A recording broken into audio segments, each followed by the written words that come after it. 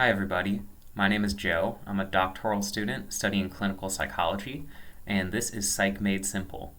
Today, we're going to continue our series on the Enneagram. Last time we covered Enneagram Type 9, and this time we're going to cover Enneagram Type 1 and kind of just keep going around the circle. And if you remember from my last video, if you saw it, I'm kind of trying to tackle this from a unique angle and looking at it as the Enneagram being something that really uncovers our core fear. And another way to put this from the cac.org that has some information about the Enneagram is that its purpose is to help us uncover the traps that keep us from living fully and freely as our true selves. And I think another way to say that is, what is this trap of thinking that's kind of something that we move away from, some fear that we move away from, rather than, okay, what is important to us? We might put that over here, and what is important to us that's driving us toward our values. So an example that I've given from type 7, because that's my type, is that I really fear negative emotions or experiences. So that can lead to kind of like a gluttony of just overindulging in positive, quote unquote, positive experiences or, fun experiences, because I want to move away from that fear of the negative experiences. Whereas if I focus less on just avoiding the negative or that thing that I fear and can actually think about what is important to me, what do I value, then I can kind of take those actions toward what I value, which ultimately leads to a more healthy and fulfilling life. And in the episode where I covered Enneagram 9, I talked about Rene Girard and his 2 types of desire. So go back to that if you want a more thorough discussion of this, but just a quick overview is that physical desires are kind of things that you enjoy for their own sake, such as like just a food that really tastes good and you like to eat it just because it tastes good. Metaphysical desire is what you enjoy because of who it makes you or what status it kind of brings you. So the example I put here is like driving a fancy car because it increases your status. With the food example I just gave, it could be like ordering caviar at a restaurant just to look like you're a certain type of person, right?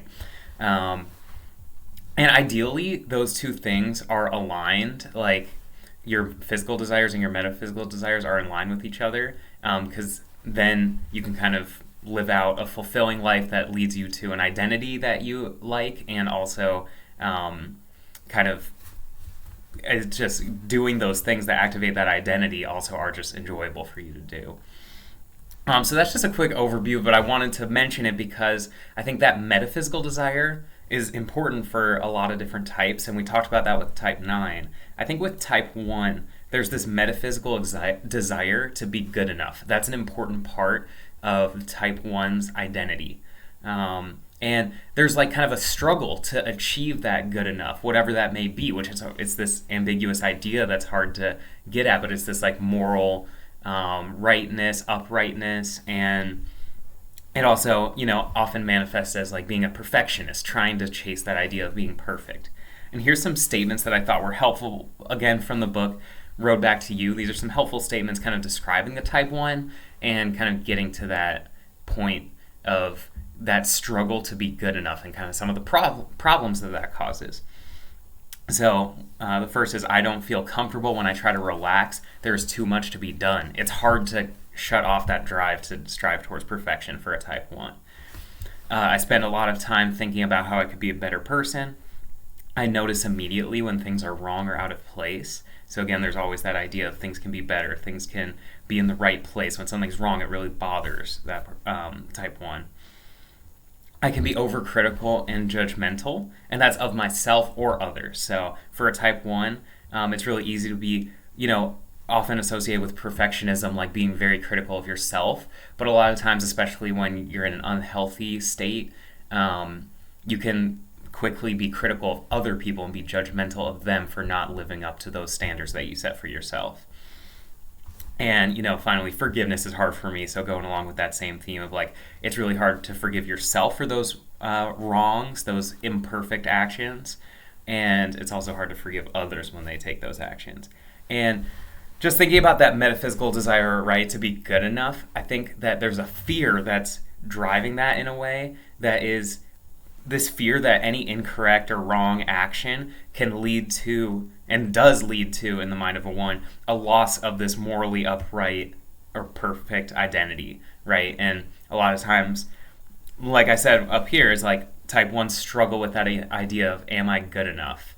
And when that fear drives you, then that can lead to some of these unhealthy behaviors, like being overcritical and judgmental and having struggles to forgive for yourself and for other people, right? And I think there's a goodness in the type 1's desire to be perfect and to act right and to put things in the right place, right? But when that is more manifesting as like a fear of that wrongness that's driving, then that can lead you to move away from your values, right? But if, as a type 1, if you can recognize that and kind of think about, okay, what is really important to me? What aspects of that idea of perfection are really important and I value? And how can I focus on moving toward those without being completely driven by that idea of, am I good enough? And kind of driven by that fear rather than just that desire to move toward a certain right state or right set of behaviors, right? So yeah, thank you so much for watching, and I hope that this was insightful. And if you are a type 1, feel free to reply and tell me, did this resonate, or is this like, this is totally off base? So let me know about that in the comments, and feel free to suggest any more videos. Planning to maybe once a week or something like that do another Enneagram video, and also mix in some other videos about psychology. So yeah, feel free to let me know if you have any video suggestions, and thank you so much for watching, and have a great rest of your day.